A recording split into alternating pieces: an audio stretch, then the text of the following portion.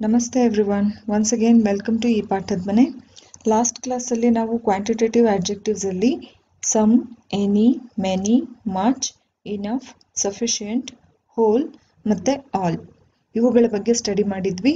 ಹಾಗೆಯೇ ಇವುಗಳಲ್ಲಿ ಏನು ವ್ಯತ್ಯಾಸ ಇದೆ ಅನ್ನೋದನ್ನು ಕೂಡ ತಿಳ್ಕೊಂಡಿದ್ವಿ. ನೋಡಿ, ಕ್ವಾಂಟಿಟೇಟಿವ್ ಆಡ್ಜೆಕ್ಟಿವ್ಸ್ ಅಂತ ಹೇಳಿದ್ರೆ ಸೆಂಟೆನ್ಸಲ್ಲಿ ಯೂಸ್ ಆಗುವಂತಹ ನೌನ್ಸ್ಗಳ ಪ್ರಮಾಣವನ್ನು ಸೂಚಿಸಲಿಕ್ಕೆ ಯೂಸ್ ಆಗುವಂತಹ ವರ್ಡ್ಸ್ ಅಂತ. ಅಂದರೆ ಆ ಒಂದು ನೌನ್ ಅಥವಾ ಆ ಒಂದು ವಸ್ತು ಯಾವ ಪ್ರಮಾಣದಲ್ಲಿದೆ, ಸ್ವಲ್ಪ ಇದೆ, ಸಾಕಷ್ಟಿದೆ, ಬಹಳಷ್ಟು ಇದೆ, ಎಷ್ಟು ಬೇಕೋ ಅಷ್ಟೇ ಇದೆ, ಕೆಲವು, ಹಲವು, ಎಲ್ಲವೂ, ಈ ರೀತಿಯಾಗಿ ಒಂದು ಪ್ರಮಾಣವನ್ನ ತೋರಿಸ್ಲಿಕ್ಕೆ ಯೂಸ್ ಆಗುವಂತಹ ವರ್ಡ್ಸ್ ಅನ್ನ ನಾವು ಕ್ವಾಂಟಿಟೇಟಿವ್ ಆಡ್ಜೆಕ್ಟಿವ್ಸ್ ಅಥವಾ ಆಡ್ಜೆಕ್ಟಿವ್ಸ್ ಆಫ್ ಕ್ವಾಂಟಿಟಿ ಅಂತ ಕರಿತೀವಿ. ಇದನ್ನ ನಾವು ಲಾಸ್ಟ್ ಕ್ಲಾಸ್ ಅಲ್ಲಿ ತಿಳ್ಕೊಂಡಿದ್ವಿ. ಇವತ್ತು ಅದೇ ಕ್ವಾಂಟಿಟೇಟಿವ್ ಆಡ್ಜೆಕ್ಟಿವ್ಸ್ ಅಲ್ಲಿ ಫ್ಯೂ ಮತ್ತೆ ಲಿಟಲ್ ಈ ಆಡ್ಜೆಕ್ಟಿವ್ಸ್ ಬಗ್ಗೆ ತಿಳ್ಕೊಳ್ತಾ ಇದ್ದೀವಿ.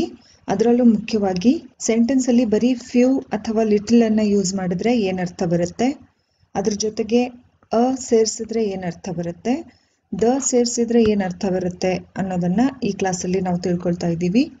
ನೋಡಿ, ಫ್ಯೂ ಮತ್ತೆ ಲಿಟಲ್ ಇವುಗಳ ಬಗ್ಗೆ ಮೊದಲು ನಾವು ತಿಳ್ಕೊಬೇಕಾಗಿರೋದು, ಫ್ಯೂ ಕೌಂಟಬಲ್ ನೌನ್ಸ್ ಜೊತೆಗೆ ಯೂಸ್ ಆಗುತ್ತೆ, ಹಾಗೆ ಲಿಟಲ್ ಅನ್ಕೌಂಟಬಲ್ ನೌನ್ಸ್ ಜೊತೆಗೆ ಯೂಸ್ ಆಗುತ್ತೆ.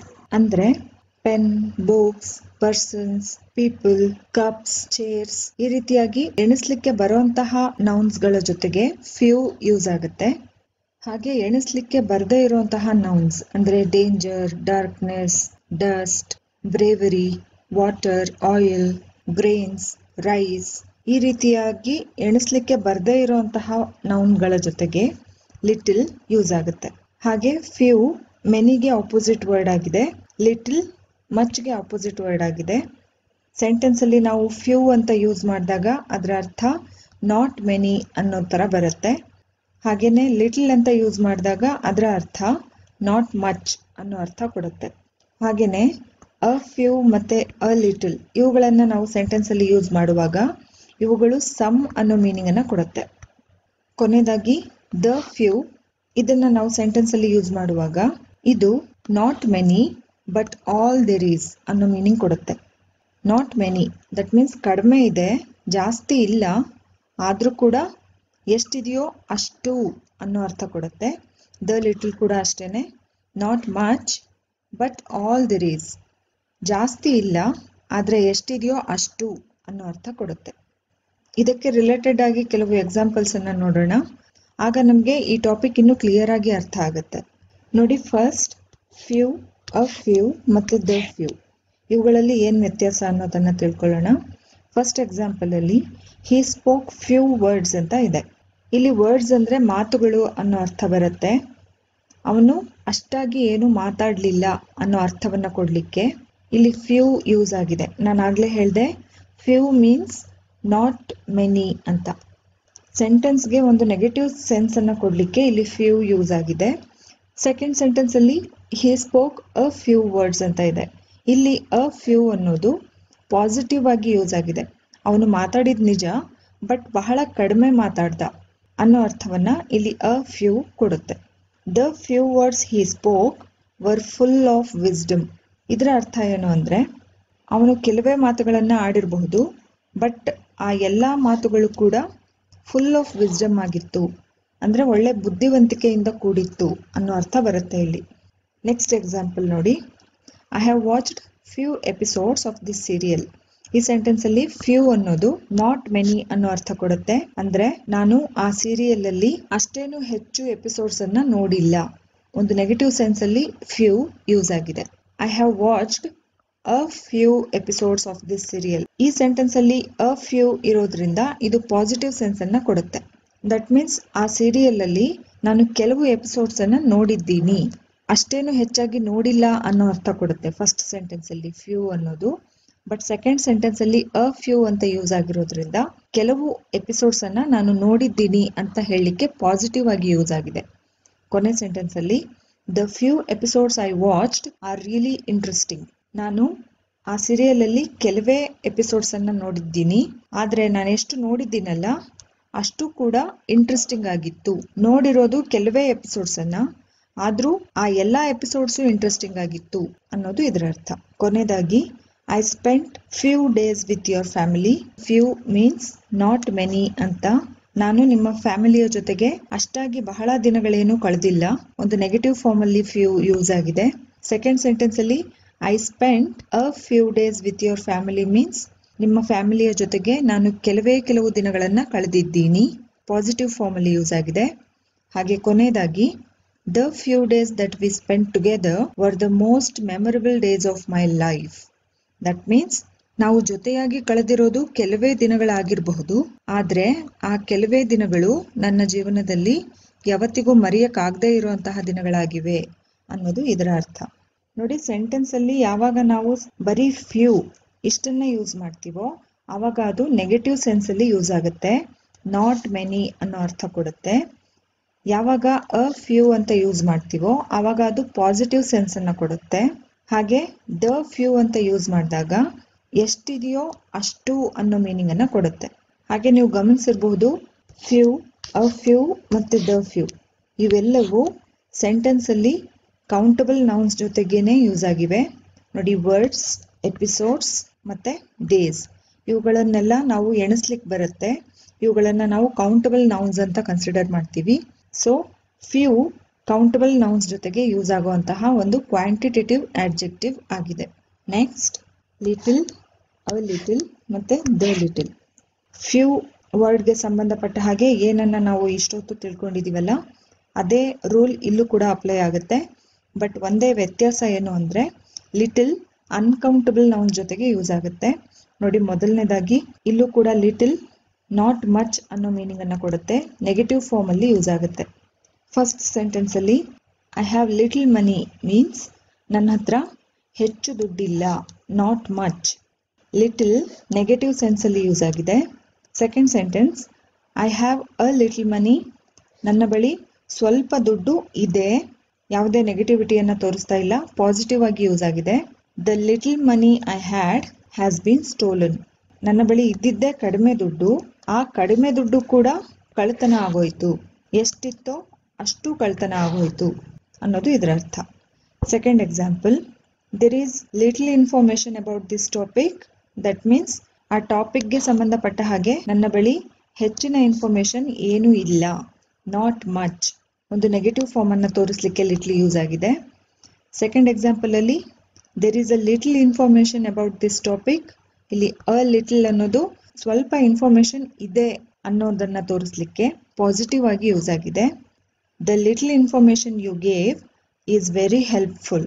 ನಿಮ್ಮಿಂದ ನನಗೆ ಸ್ವಲ್ಪ ಇನ್ಫಾರ್ಮೇಶನ್ ಸಿಕ್ಕಿದೆ, ಆದರೆ ಆ ಸ್ವಲ್ಪ ಇನ್ಫಾರ್ಮೇಶನ್ ಕೂಡ ನನಗೆ ತುಂಬಾ ಹೆಲ್ಪ್ಫುಲ್ ಆಗಿದೆ. ಆ ಇಡೀ ಇನ್ಫಾರ್ಮೇಶನ್ ನನಗೆ ಹೆಲ್ಪ್ಫುಲ್ ಆಗಿದೆ ಅಂತ ಅರ್ಥ ಬರುತ್ತೆ ಇದಕ್ಕೆ. ಐ ಹ್ಯಾವ್ ಲಿಟಲ್ ಕಾನ್ಫಿಡೆನ್ಸ್, ನನಗೆ ಅಷ್ಟಾಗಿ ಹೆಚ್ಚು ಕಾನ್ಫಿಡೆನ್ಸ್ ಇಲ್ಲ, ಆತ್ಮವಿಶ್ವಾಸ ಇಲ್ಲ. I have not much confidence ಅಂತ ಕೂಡ ಹೇಳ್ಬೋದು. ಇಲ್ಲಿ ಲಿಟಲ್ ನೆಗೆಟಿವ್ ಆಗಿ ಯೂಸ್ ಆಗಿದೆ. ಸೆಕೆಂಡ್ ಸೆಂಟೆನ್ಸ್ ಅಲ್ಲಿ I have a little confidence ಅಂತ ಇದೆ. ಇಲ್ಲಿ ಅ ಲಿಟಲ್ ಮೀನ್ಸ್ ನನ್ನಲ್ಲಿ ಸ್ವಲ್ಪ ಕಾನ್ಫಿಡೆನ್ಸ್ ಇದೆ ಅಂತ ಹೇಳಲಿಕ್ಕೆ ಪಾಸಿಟಿವ್ನೆಸ್ ಅನ್ನ ತೋರಿಸಲಿಕ್ಕೆ ಅ ಲಿಟಲ್ ಯೂಸ್ ಆಗಿದೆ. ಲಾಸ್ಟ್ ಎಕ್ಸಾಂಪಲ್ ಅಲ್ಲಿ the little confidence I had got shattered because of your questions. That means ನನ್ನಲ್ಲಿ ಸ್ವಲ್ಪ ಕಾನ್ಫಿಡೆನ್ಸ್ ಇತ್ತು, ಆ ಕಾನ್ಫಿಡೆನ್ಸ್ ಕೂಡ ನಿಮ್ಮ ಪ್ರಶ್ನೆಗಳಿಂದ ಚೂರ್ ಚೂರಾಗಿ ಹೋಯಿತು. ಇದ್ದಿದ್ದೇ ಸ್ವಲ್ಪ ಕಾನ್ಫಿಡೆನ್ಸ್, ಅದು ಕೂಡ ನಿಮ್ಮ ಪ್ರಶ್ನೆಗಳಿಂದ ಚೂರ್ ಚೂರಾಗಿ ಹೋಯಿತು ಅನ್ನೋ ಅರ್ಥವನ್ನ ಈ ಸೆಂಟೆನ್ಸ್ ಕೊಡುತ್ತೆ. ನೋಡಿ, ಇಲ್ಲಿ ಕೂಡ ಸೆಂಟೆನ್ಸ್ ಅಲ್ಲಿ ಬರೀ ನಾವು ಲಿಟಲ್ ಅಂತ ಯೂಸ್ ಮಾಡಿದ್ರೆ ನಾಟ್ ಮಚ್ ಅನ್ನೋ ನೆಗೆಟಿವ್ ಮೀನಿಂಗ್ ಅನ್ನ ಕೊಡುತ್ತೆ. ಅ ಲಿಟಲ್ ಅಂತ ಹೇಳಿದಾಗ ಸಮ್ ಅನ್ನೋ ಮೀನಿಂಗ್ ಅನ್ನ ಕೊಡುತ್ತೆ. That means I have some money ಅಂತ ಕೂಡ ನಾವಿಲ್ಲಿ ಹೇಳ್ಬೋದು. ಹಾಗೆ ದ ಲಿಟಲ್ ಅಂತ ಹೇಳಿದಾಗ ಇರೋದೇ ಸ್ವಲ್ಪ ದುಡ್ಡು, ಆ ಸ್ವಲ್ಪ ದುಡ್ಡು ಕೂಡ ಪೂರ್ತಿಯಾಗಿ ಕಳ್ತನ ಆಗೋಯ್ತು. ಈ ರೀತಿಯಾಗಿ ಪೂರ್ತಿಯಾಗಿ ಅನ್ನೋ ಅರ್ಥವನ್ನ ಕೊಡುತ್ತೆ.